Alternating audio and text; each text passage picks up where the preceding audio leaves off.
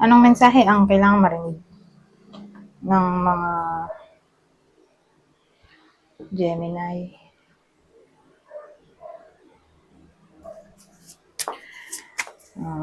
Mula February 1 to 15, 2025, pwedeng nangyari na to o mangyayari pa lang. Kung di man para sa inyo, itong magiging reading, di baka para sa someone na malapit sa inyo o sa someone na kakilala nyo mismo. Baka may lumabas na gender mamaya, gawin nyo na lang energy, masculine at feminine energy. Pwede rin naman na wag na pansinin ng gender.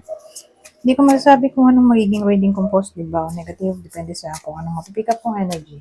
Walang masama kung papanorin ang sun, moon at rising sign. Kasi baka alin man sa mga yan ay mag-resonate na sa sitwasyon nyo.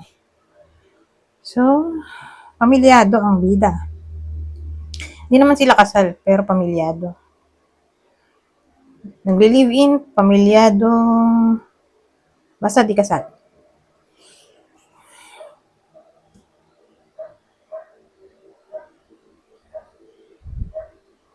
Ayan o to.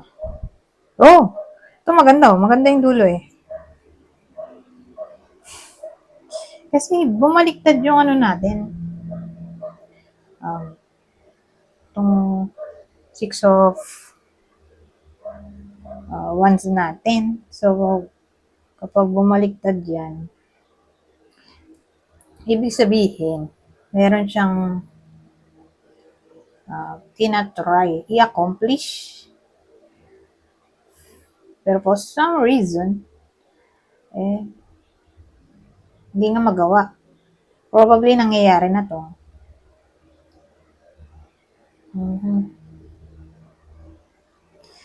May aberya dito. So, ano yon? Saan nagmula? Dito. Kasi ito ay card ng ano. Ito na yung literal na accomplishment, pero alone. Alone lang siya. Pero kung nag-10 na to, edi wealthy na siya. Pwede niya nang buhayin pati yung ibang tao. Eto, kaya lang niya buhayin sarili niya. Masaya siya sa magandang salary. Talagang nagbunga yung effort niya.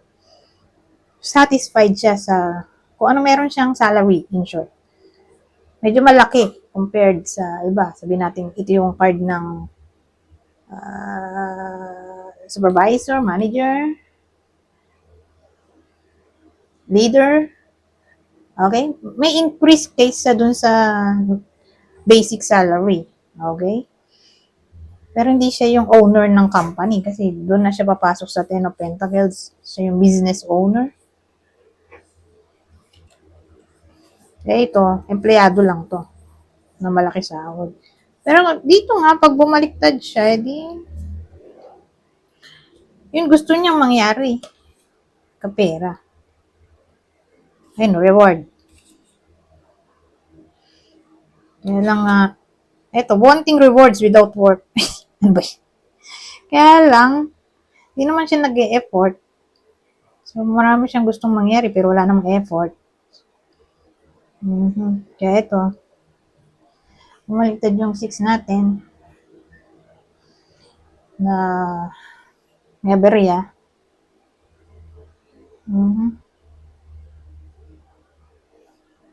May aberya sa pag-accomplish ng goal.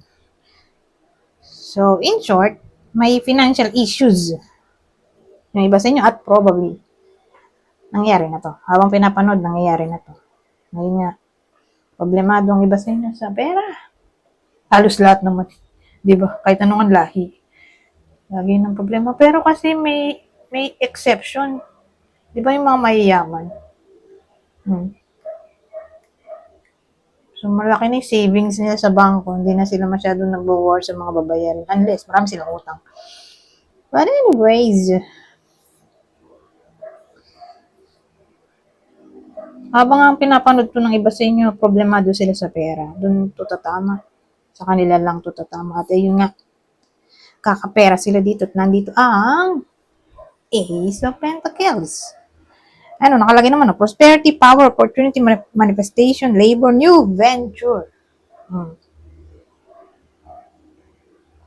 Ang ganda ng mga sinabi doon. So, ibig sabihin nga, may darating na abundance, opportunity.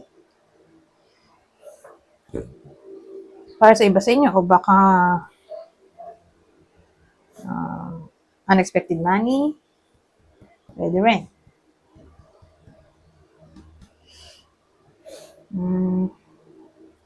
Sabihin natin new job para sa iba sa inyo. Halimbawa, walang trabaho, nag-apply. Pwede kayo mismo to o saan na malapit sa inyo ay nag-apply, ayun. Kung mag-apply siya, di matatanggap siya, syempre. Kasi doon na papasok yung new, anything new na gusto, new job. Pero specifically sa work. Kasi katabi niya ay pentacle. Lahat ng tinapik natin ay pentacle. Work, money. So doon siya papalo yung opportunity, hindi sa relationship, love life, more like sa work. New project, or unexpected money from gambling. My God. O baka may magbabayad na ng utang. Na nagkapera. Ba, may nangutang sa inyo. Ito, magbabayad na ng utang. Kung may apartment, boarding house, ito, magbabayad na ng upa. So, depende. Basta ang malaga, ayun nga, may mag-send ng pera. Sa inyo. Yun. Ibang senaryo. Minsan nagdidikit, pero madalas ay hindi. Sasabihin ko naman kapag nagdikit. Ibang senaryo.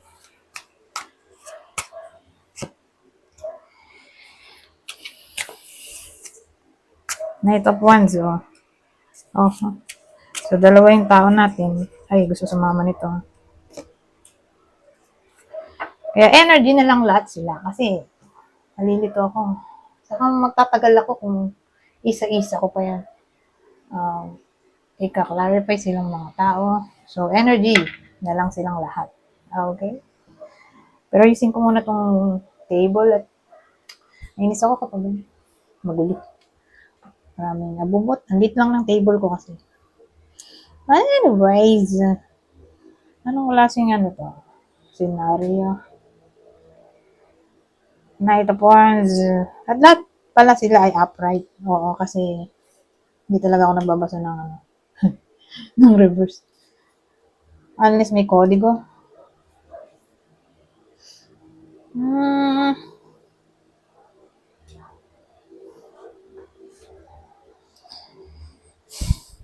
Ano tong action na to? Action. Parang may drive. Yung iba sa inyo na hanapin tong enlightenment.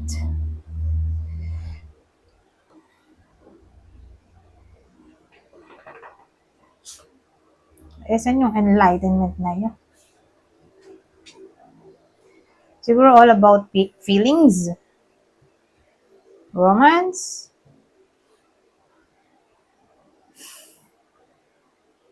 Pero ito kasi ay king.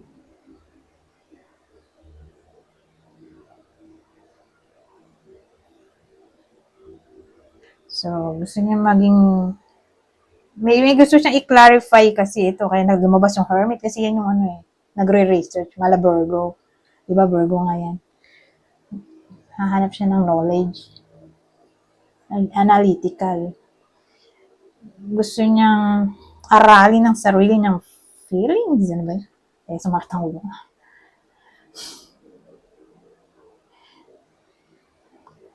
Na para bang gusto niya mag-mature. Ito yung tingna card ng maturity. Lalo na sa emotion. Pagiging wise.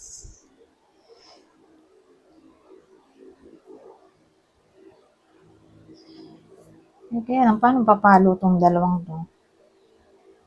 Two of Wands at Three of Wands. Matumiksena yung mga yan.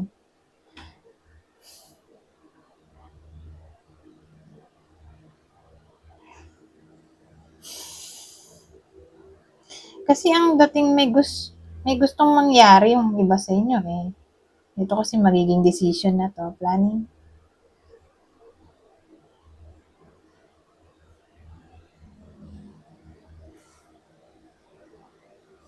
Probably may result yon. Kakaroon ng outcome kasi from 2 naging 3.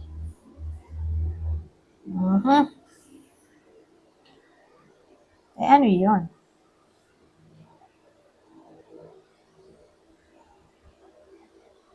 Bakit din ang ulo ko? Ano ba itong gusto niyang mangyari dito?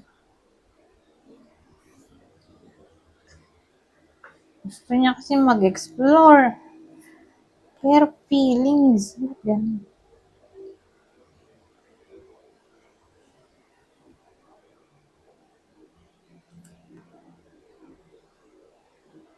Hindi ba siya masaya? Tingnan natin. Ano tong King of Cups? Wait lang. Ano yung ka-clarify natin dito? Bakit ganun na lang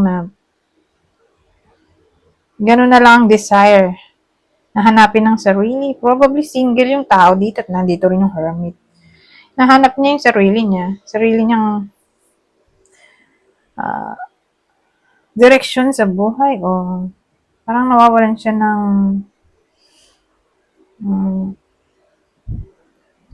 path.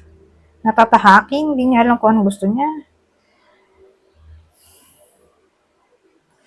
Pero, since katabi nga niya ay king, more like, naaral niya yung sarili niya, kung ano bang gusto niya sa isang tao. More like, tungkol to sa relationship. Single yung tao dito. At plano niya nga na mag-move on o plano na niyang magkaroon ng pagbabago sa kanyang love life. So, open na siya sa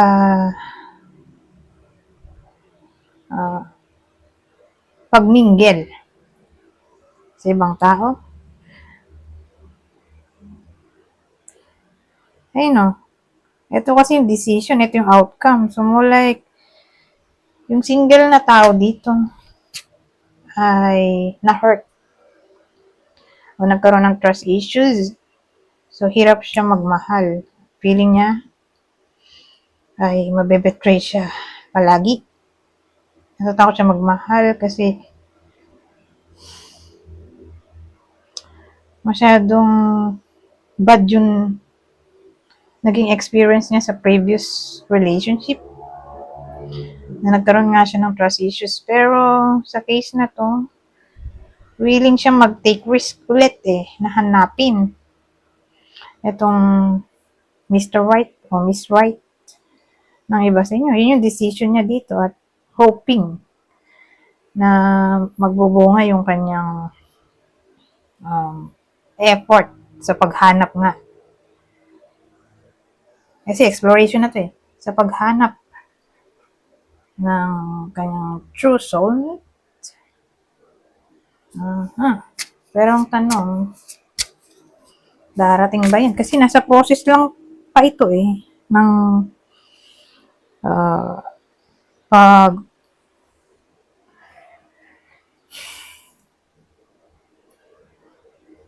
paano ba?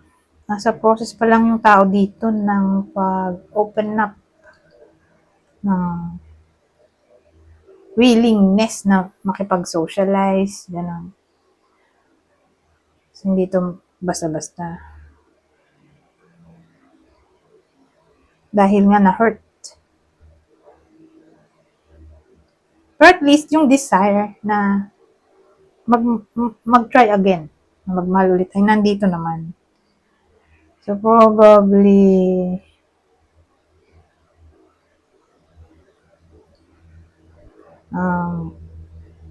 gagawa siya ng way para hanapin na. Ewan ko kung paanong way ang gagawin niya, pero hindi siya magsisettle down flawless. Magiging somewhat choosy siya hanggang sa mahanap niya yung Mr. Right. So, parang single and ready to mingle. Magkukulik-kulik lang siya ng mga friends hanggang sa makita niya doon yung perfect new love interest para sa kanya. So, sa single lang to tatama. Whether sa inyo to, dahil general reading to, single yung nanonood, o ito yung kakilala niyong single o malapit sa inyo. Ayun nga, kakaroon siya ng drive na mag-open up ulit at magmahal. O, makisalamuha sa iba, makipag-socialize, ganyan. Anyways, since 15 minutes na to at hindi tayo pwede magtagal, dahil marami akong gagawin, hindi na natin ilalabas to. Okay, sa susunod na lang. Basahin ko na lang tong oracle deck na to. Kunin nyo lang yung info na sa tingin nyo ipit sa inyo. Madali naman to intindihin. Yung sabi, protection. Your loved ones, and your possessions are safe and protected by heaven. Yes, your intuition is correct. Take action accordingly. At ang huli, music for manifesting. To manifest rapidly, think of your desire while you chant pala to. While you chant, hum, sing, or play music. Anyways, hanggang dito na lang. Goodbye. For now.